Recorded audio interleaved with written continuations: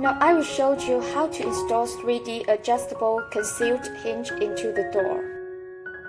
Referring the instructions, drill the cavity for the hinge on the door.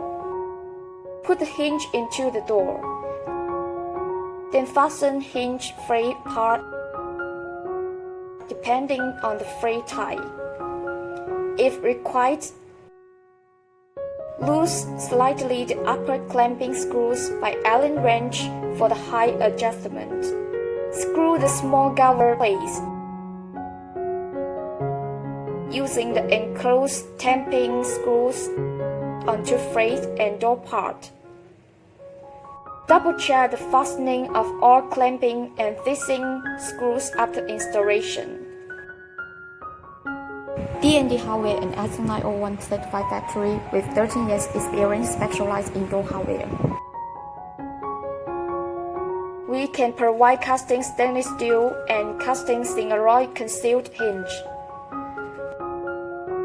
Every surface, finish, and size available, suitable for wooden doors and metal doors.